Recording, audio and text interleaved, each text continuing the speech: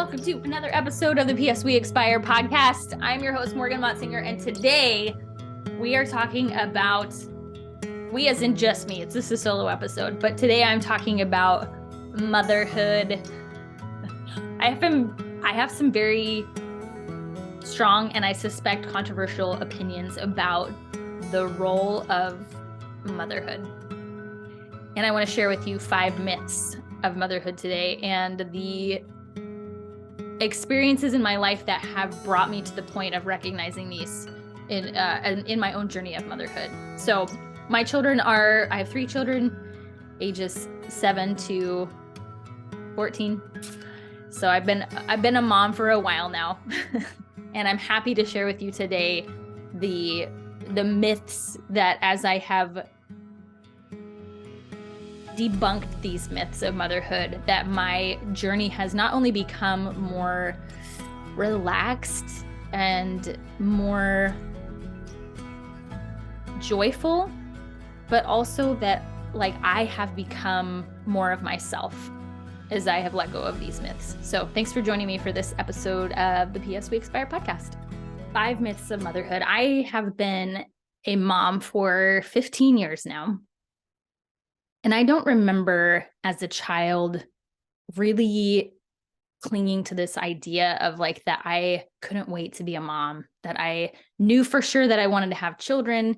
My community and my family unit definitely supported this idea that motherhood was one of the things that I was built for, that was naturally what was going to come next after school, marriage, children, being a mom. And over the years, I have really struggled, truthfully, with quite a lot of what my beliefs were about what motherhood was and how I was supposed to fit into my identity as a mom. And a lot of questions about where was I in this identity, in this role of motherhood.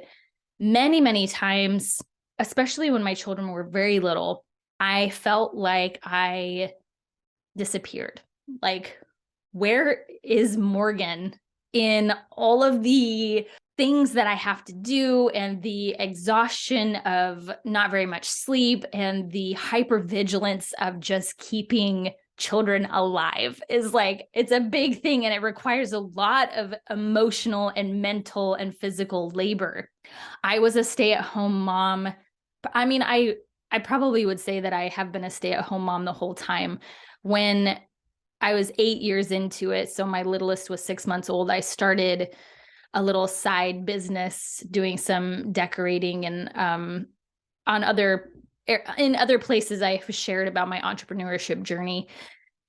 And I will say that one of the reasons why I did that is because I felt like I needed something for me, something that I could do outside of my mothering responsibilities.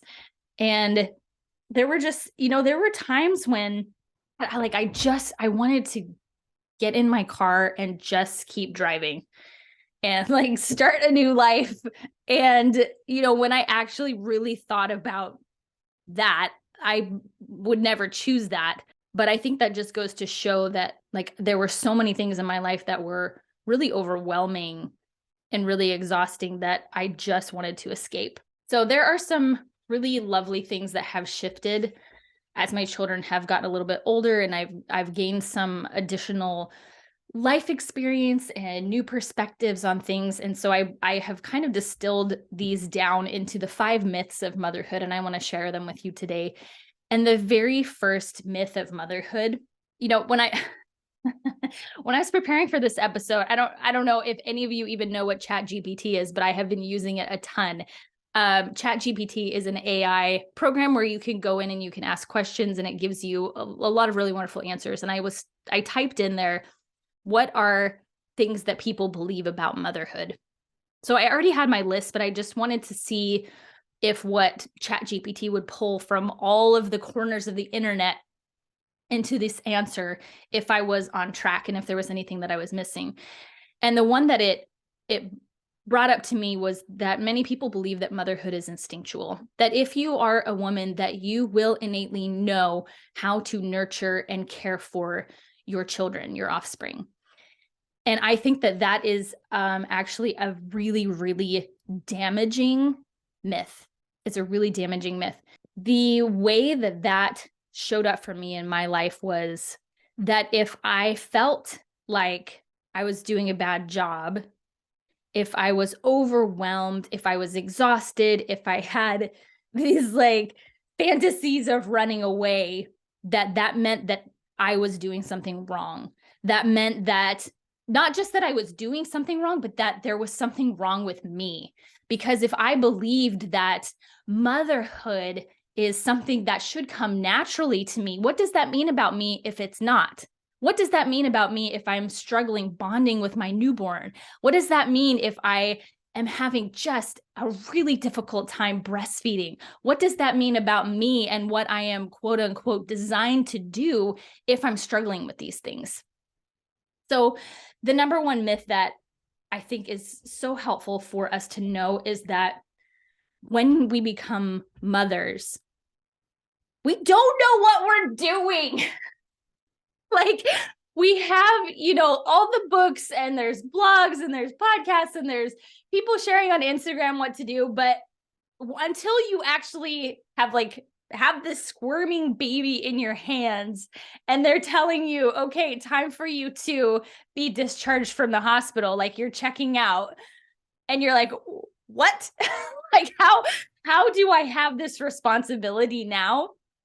It is completely different than understanding intellectually how to care for a child. So this idea that all of these things will come to you naturally, that there's supposed to be ease with it, that you're supposed to just like have it figured out right out of the gate because that is what you are wired to do, I think is just total bullshit. This also, I really believe, contributes to mom guilt. So I know mom guilt is like, it's a big thing. Mom guilt is a big thing. We feel guilty when we feed our kids food that's not, super healthy. We feel guilty when we take time away from them. We feel guilty when we yell at them. We feel guilty when we give them too much screen time. We feel guilty when we don't give them enough one-on-one attention. We feel guilty when we're working. We feel guilty when we're home. All of this guilt. And all of that is a result of being told that we should do things a certain way. And we never feel like we can measure up. And if there is one area of life that I know all of us moms wish that we could be perfect at, it would be being moms in motherhood. We wish that we could be perfect in our relationship with our children, and that is just not true. And the sooner that we let go of this idea that all of this should come naturally to us, the better off we're going to be, because then we start to decide what actually works for me. Okay, so that's the first myth of motherhood. The second myth of motherhood is that your number one job is to keep them safe, is to keep them physically, emotionally, spiritually, and mentally safe. Now, I do believe wholeheartedly that part of our job is to endeavor to set up boundaries for our children, safe boundaries. But inside of those boundaries, there has to be the freedom for children to explore. So when our kids are little, a lot of this idea about keeping them safe revolves around like really just their physical safety. Like you have to keep them from putting all of the stuff in their mouth. You have to keep them from falling on all the things. You have to keep them from splitting their heads open on the corner of the coffee table, et cetera, et cetera. Then it turns into letting them climb trees, letting them play in the water, all of these things that we are hyper vigilant about when they're super tiny to keep them safe. But the beauty is when we can create circumstances in which it is safe for them to get hurt. It's safe for them to scrape their knees. It's safe for them to fall down as they're learning how to ride their bike. That we don't turn into parents that are so obsessed with keeping them safe that we effectively cut them off from being able to develop their curiosity, develop their exploration, develop their creativity because we are so concerned about their safety. One of the things the biggest thing that drove this home for me was my daughter Annie. When she was 3.5, she was diagnosed with it's called mucopolysaccharidosis type 3A or Sanfilippo syndrome. Now, this disease has no cure, it has no treatment, it's all symptom management. So we're, dealing with things like seizures and swallowing issues, and anyway, a whole load of things. Okay.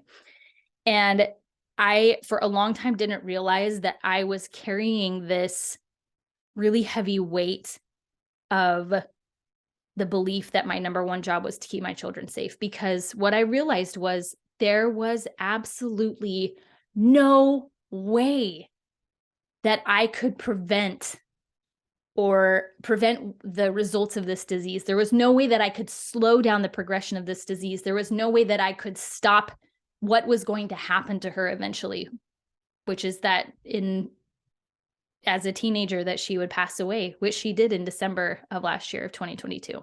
But I had over a decade to really wrap my head around this, understanding that that is not my job. My job is not to keep my children safe. And it obviously trickled down differently into my other two children's lives than it did into Annie's, because so much of Annie's safety was for a long time wrapped up in the same kind of safety that happens when our children are little, but just keeping them physically safe. So that was an extended extended stage phase for us. But how I see this showing up in my other two children's lives, so they're 7 and 12, is even sometimes when I see that they're about to get hurt, whether that's emotionally or physically, I have to just let them get hurt. And then I teach them how to deal with getting hurt. Now, I guess I should say it like this. If I saw my child about to run into something, I wouldn't just be like, okay, let's let them learn how to not do that anymore. But I think this is more like letting my kids play outside and run around even without shoes on, and they come in with stubbed toes and they're bleeding and they're crying. So I believe that my job is not to keep them safe necessarily, but my job is to teach them how to navigate what that feels like to get hurt, whether that's emotionally or physically. That I can create a place for them to process what has happened, that I can give them a place to process how they're feeling about what happened. And the way that we get really, really good at this is by becoming people who process that for ourselves, that we don't avoid doing hard things because we're afraid of getting hurt. Do you see how this is connected now? Okay, so when we become people who are willing to take risks, that we become people who are willing to allow ourselves to feel all of the hard things that we feel that come up when, when someone says something mean about us, even as adults, that really sucks. And the more that we invest into learning how to do that as adults, the more that we can impart those to our children. And then it doesn't come so much, it doesn't feel so much like we have to keep them insulated and safe from the world, but we're imparting our wisdom to them to say hey, hard things are going to happen in your life. They just are. That is part of being human.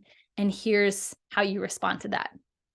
You have people that are going to be in your life that are going to say things that hurt your feelings. Here's how you respond to that. And here's my ideas about how to manage that and how to navigate that. And here is how I can be in that space with you where things are hard and you don't know what the answers are. And I don't know what the answers are, but I'm here with you. So that's the second myth. Your number one job is to keep them safe. That's a myth. Here's the third myth. No one can do what you do. I think the most obvious example of this is how many of us don't like how someone else loads the dishwasher. I know that you know exactly what I'm talking about. There's a way to load the dishwasher, and if someone does it not that way, this is a great example of then what we end up doing is either redoing the job or just doing it ourselves, because we think no one can do it the way that I do it. If you want to think about this in terms of no one can care for your children the way that you care for them. This is a really difficult one. And I'll tell you how this showed up in my life. Actually, I'm going to say first that the reason why this is a really damaging myth is that it keeps us from asking for help. It prevents us from accepting input and help from other people because we think nobody can do it as well as I can. You know what? In some cases, that's true. No one can do it as well as you can. But how's that going trying to do all the things yourself? Probably not well. Not that I'm speaking from personal experience. So the way that this kind of lesson came to me was when Annie was younger, she was still going to school. I had a really difficult time letting her go to school because I was really keenly aware of the limited amount of time that I had with her. Like, even though I didn't know that she was going to die when she was 14, I knew because of the way that this disease progresses, I knew that I would only have her really until she was in her mid-teens. And so I really, really struggled with letting her go to school because I thought, this is my job. And also, who is going to love her like I love her? Who is going to care for her with the same amount of care that I care for her?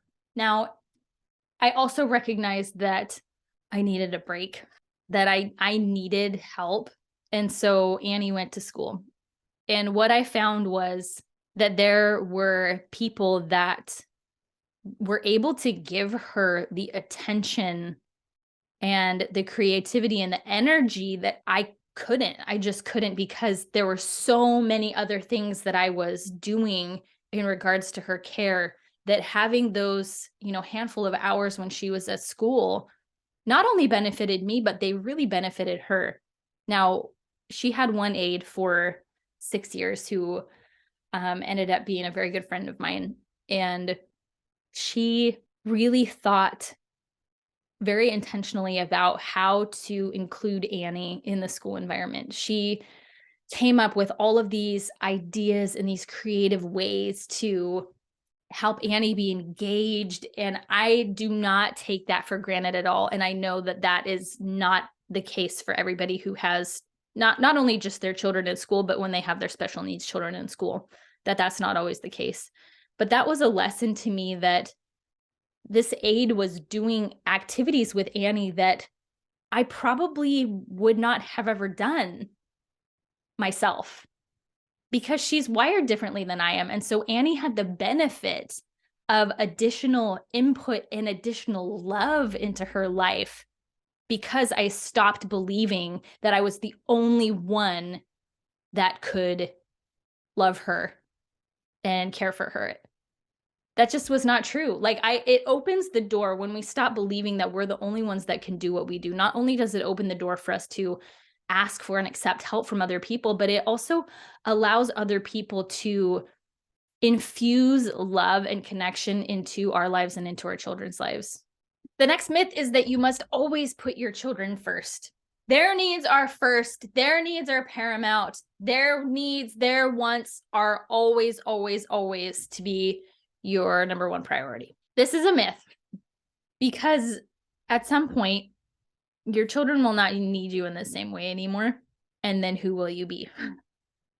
When you always put your children's needs first, I think you will find that you end up being completely depleted. So when I say that the myth is that you must always put your children first, the truth is that your children will come first sometimes. Sometimes they do. Sometimes their needs will trump your needs, and that you will have to be sacrificial in doing what they need instead of what you need in that moment. But the myth that we should always be prioritizing them is really unhelpful and unhealthy.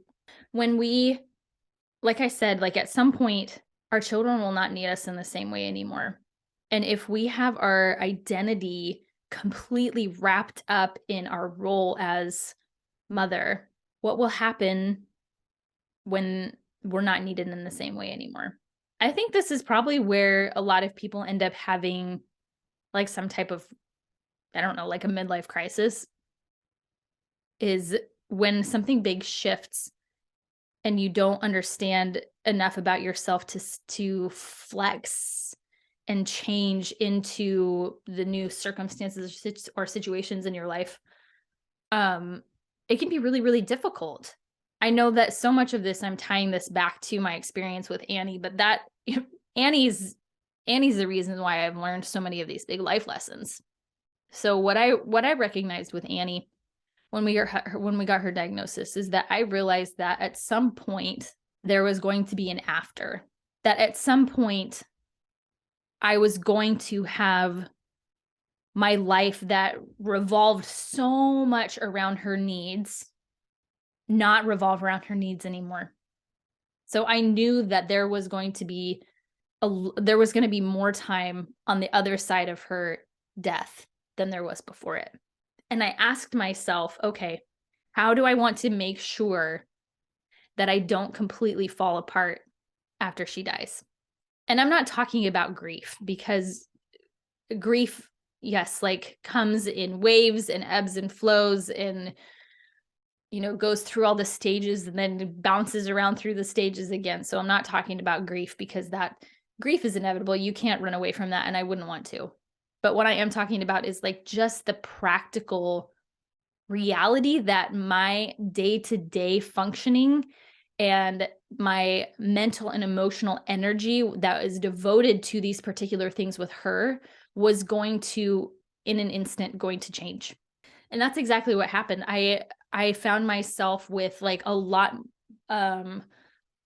this like worry spot in my mind that had existed for, over 10 years, this worry spot about what her death was going to be like, and when that was going to happen, all of a sudden evaporated, and I had all this like new space in my mind. When our children, even if this is not your reality, at some point your children are going to leave home. At some point your children are going to go to college. At some point even their needs are going to change, and they're not going to need you in the same way.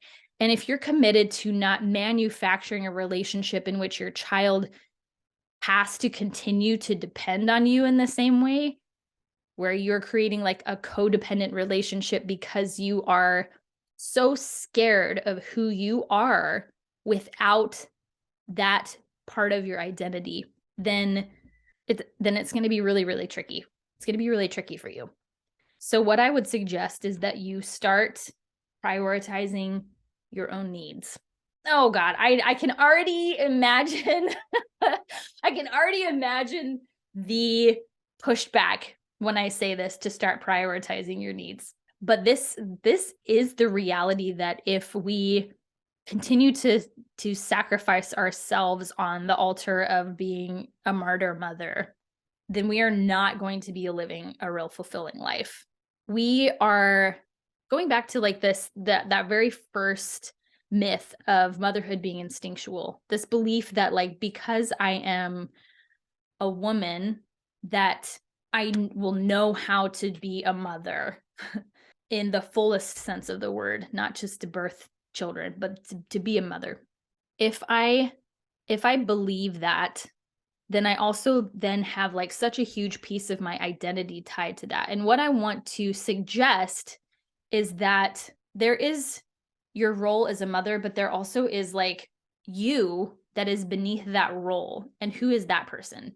Because the more that you figure out who that person is, who you are really, beneath all the layers of what everybody tells you that you should be, that not only is the key to you living a satisfying life for yourself, but also the key to you being the most true to what mothering would naturally look like for you. So I remember reading this woman's book, and she talks about like her family being spicy. And I loved the way that she said that, because basically she was saying like in her household, they weren't like, I don't know, I guess I'm like, we got to flesh this out a little bit for how it resonated with me. Was like in their household, they didn't have children who were like super polite and super like obedient and all of these things. In their household, they were spicy. So they said things to each other, or they talked in a way that maybe other people would find disrespectful, but it worked for the dynamics of their personality. So what I'm suggesting is that if you constantly put your children first, that you're perhaps using that as a way to avoid doing some inner work. That when you become introspective and when you become self-aware and you understand like at your core who you are and how you're wired, that will only positively affect how you parent your children. Okay, the next myth is you must never show your needs. This is myth number 5. Don't ever show your needs. Don't show your needs to your children. My sub point on here is don't ever cry in front of them. Don't be angry in front of them. Don't fight with your spouse in front of them. Don't apologize to them. God, I hate this one so much. Don't show your needs to your children. This is a myth because your children need to see you as a human. What they need to see is for you to cry and then for you to show them, number one, that however they're feeling is okay, because you're saying that however you're feeling is okay, and that you're showing them, this is what I do when I'm feeling low. This is what I do when I need to cry. And this is how it helps me feel better. And when I'm angry at someone, I can take responsibility for my own emotion, that I'm not saying that that person made me angry, but I'm accepting my response to whatever's happening. This is all about teaching your children how to be good managers of their own emotion. This is teaching them how to feel what they feel and respond and behave in appropriate ways. I remember I was at this event and I was talking with this older gentleman and I made the comment about how I frequently apologize to my children. And he was like, "What? Like you can't apologize to your children. That's showing them weakness." And I was so equally perplexed by that and also so grateful that that is not how I view my relationship with my children at all. Because what my goal is to show them how to be more human. And that includes showing them that I will take responsibility when I've done something that I know wasn't right, that I said something to them that I shouldn't have said, or that I behaved in a way that was really unkind or unloving, and that I can apologize to them when they tell me that I hurt their feelings. Our job isn't about being perfect. Our job as mothers isn't about never messing up or never making mistakes, but it's all about the repair. What do we do when we recognize that we screwed up? What do we do when we recognize that we acted in ways that were really not the way that we want to, ultimately, that aren't in service of the people that we want to be? How do we respond to that? We teach our children how to apologize and how to take responsibility for our own actions. So those are the 5 myths of motherhood. Myth number 1 is motherhood is instinctual. Myth number 2, no one can do what you do. Actually, I can't remember what order I put these in, so I'm just going to say motherhood is instinctual. No one can do what you do. Your number 1 job is to keep them safe. You must always put your children first and don't show your needs. So those are the 5 myths of motherhood. I hope that this was helpful to you in your journey of motherhood, or as you're anticipating becoming a mom at some point. Motherhood is the hardest, best job I've ever had. And I love being a mother, and I love it even more now that I have committed to taking really good care of myself. I love being with my children more now than I did when I never had time away from them. I love watching other people impart wisdom and love them well. I love allowing them to be bored. I love creating ways and fashioning environments in which they get to explore their curiosity and ask questions. And I really love, oh God, as hard as this is, I really love creating an atmosphere where my children feel safe to express how they feel. And the reason why that's hard is because, sometimes if they're being spicy, if they're expressing things in very loud ways, it can be really difficult. But I am committed to showing them what it looks like to be human and to pursue to pursue knowing themselves on a really deep level. I know that my children are going to need therapy for the way that I raised them. I've just I've just already decided that saving for college isn't as important as saving for therapy. And I mean I make a joke about that, but the sooner that we can like truly release ourselves from the pressure of having our children of needing our children to turn out a certain way, the freer that we are to just love them for who they are. So, okay, that's all I have for today. And as usual, before we go, P.S. We expire.